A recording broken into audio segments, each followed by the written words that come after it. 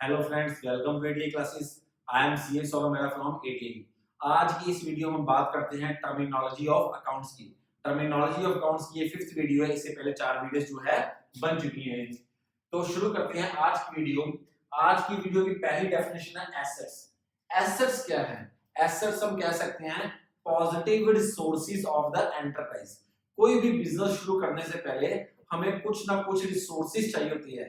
जैसे अगर मैं कोई शॉप खोलना चाहता हूँ, मुझे पैसा चाहिए, बैंक बैलेंस चाहिए, जगह चाहिए, स्टॉक चाहिए। तो ये हमारे सारे क्या हैं? एसेट्स है। तो एक बिजनेस के पास जितने ज्यादा एसेट्स होंगे वो बिजनेस उतना ज्यादा स्ट्रॉन्ग माना जाएगा। तो एसेट्स क्या हैं? Positive energy, positive resources of the enterprises. तो एसेट्स को हम अकाउंट्स में दो हिस्सों में बांटते हैं। एक रहती है फिक्स्ड एसेट्स और एक रहते हैं करंट एसेट्स।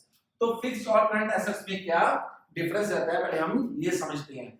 जो रिसोर्सेज, जिस रिसोर्सेज के बिजनेस में आने से हमारी इनकम कैपेसिटी और प्रोडक्शन कैपेसिटी और इनकम कैपेसिटी इंक्रीज हो जाए या शुरू हो जाए, उसको हम बोलते हैं फिक्स्ड एसेट्स। फॉर एग्जांपल, हम मशीनरी परचेज करके बिजनेस में लेके आए, तो मशीनरी के बिजनेस में आने से प्रोडक्शन शुरू हो जाएगी, so that is called fixed assets.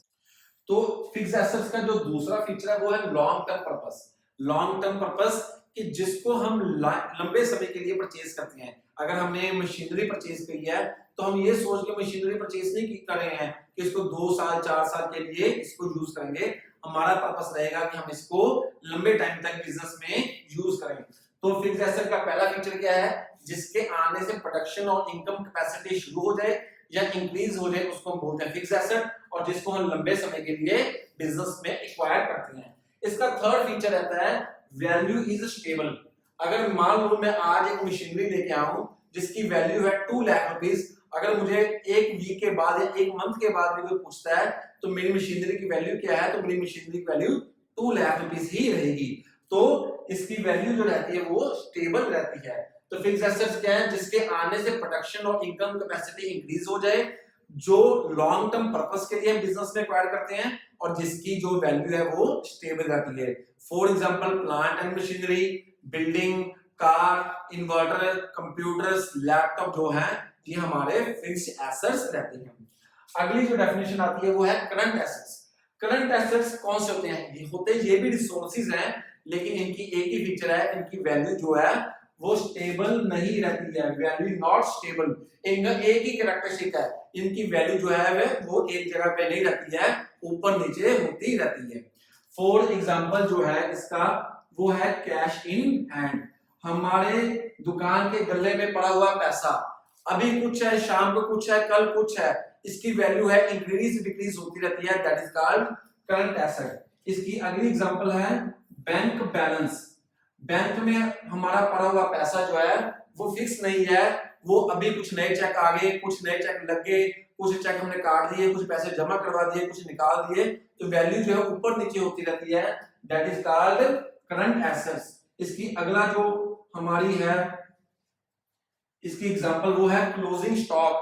Closing stock क्या है कि जो हमारे गोडाउन में पड़ा हुआ माल है वो भी ऊपर नीचे होता जा रहा है, नई परचेज कर ली, पुरानी सेल होगी, so that is called current assets. तो करंट एसेट्स क्या है? जिनकी वैल्यू स्टेबल नहीं रहती। For example, cash in hand, bank balance, closing stock, debtors जिनसे हमें पैसे लेने हैं, तो वो हमारे रहते हैं करंट एसेट्स।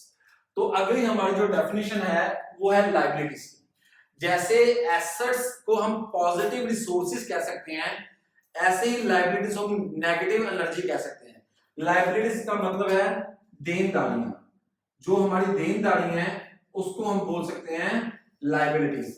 जैसे एसेट्स दो तरह की हैं, ऐसे लायबिलिटीज भी दो तरह की रहती हैं, long term liabilities as well as current liabilities. Long term liabilities as well as current liabilities. Long term liabilities क्या होती हैं? हमने किसी से पैसे लिए हैं, लेकिन हमने उसे पैसे जल्दी वापस नहीं करने हैं, हमारे पास टाइम है उसको पैसे देने के, वापस देने के लिए, that is called long term liabilities. सिर्फ हमें एक बिजनेसमैन के पास लॉन्ग टर्म लायबिलिटी रहती है सिर्फ बैंक लोन्स, सिर्फ बैंक ही है जो हमें लंबे समय तक जो है पैसा उधार देता है। करंट लायबिलिटीज कौन सी होती हैं? करंट लायबिलिटीज वो लायबिलिटीज होती हैं जिसको पे करने के लिए हमारे पास ज्यादा टाइम नहीं है। फॉर एग्जाम्पल क्रेडिटर्स, हमने किसी से उधार पे सामान लिया है, उसको पेमेंट हमने 2, 4, 5, 6 महीनों में करनी है। ये नहीं कि उसको हम 5 साल या 10 साल उसको होल्ड कर लेंगे। इसकी अगली एग्जांपल आ सकती है हमारी एक्सपेंसेस पेबल। अगर हमें कोई खर्चे का बिल आ गया, उसकी पेमेंट करने के लिए भी हमारे पास 2-4 महीने का टाइम है, तो that is called current liabilities. Long term liabilities वो लायबिलिटीज रहती हैं, वो देनदारियां जिसको पे करने के लिए हमारा पास काफी टाइम है, और करंट लायबिलिटीज वो देनदारियां हैं जिसको पेमेंट करने के लिए हमारे पास ज्यादा टाइम नहीं है। अगली डेफिनेशन आ गई डेप्रिसिएशन। मान लो हमने एक फिक्स एसेट परचेज किया, मशीनरी परचेज की 1 लाख रुपीस की, उसको हम 2 साल बाद अगर बेचने जाएं, क्या वो 1 लाख रुपीस की बिकेगी? नहीं, वो उसकी वैल्यू कम हो जाएगी।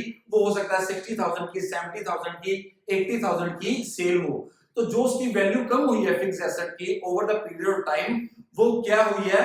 उसको हम बोलते हैं अकाउंट्स में डेप्रिसिएशन। क्यों कम हुई है? क्योंकि मशीनरी यूज हुई है, over the period of time technology change हुई है। सो फिक्स एसेट्स की डेप्रिसिएशन किस पे लगती है? फिक्स एसेट्स की। साल के बाद जो सारे हमारे फिक्स एसेट्स हैं, सिर्फ लैंड एंड बिल्डिंग को छोड़ के जो हमारे फिक्स एसेट्स हैं, उनकी सबकी वैल्यू जो है वो डिक्रीज होती है। इनकम टैक्स एक्ट के अकॉर्डिंगली हमें कुछ रेट्स दिए गए हैं, उस रेट्स के अकॉर्डिंग हमने उसकी वैल्यू जो है साल बाद जो है वो डिक्रीज करनी है। उसको हम अकाउंट्स में बोलते हैं डेप्रिसिएशन। तो ये थी हमारी आज की वीडियो, जिसमें हमने 3 डेफिनेशंस डिस्कस की हैं, एसेट्स, लायबिलिटीज और डेप्रिसिएशन। तो इसके साथ ही हमारे जो टर्मिनोलॉजी ऑफ अकाउंट्स है वो सब कंप्लीट हो चुकी हैं। हमने 5 एपिसोड्स में ये टर्मिनोलॉजी ऑफ अकाउंट्स को कंप्लीट किया है। अगर आपको हमारी वीडियो पसंद आई हो, आप इस वीडियो को लाइक कीजिए, शेयर कीजिए, और अगर आप चैनल पर नए हैं तो चैनल को सब्सक्राइब कीजिए। Thank you.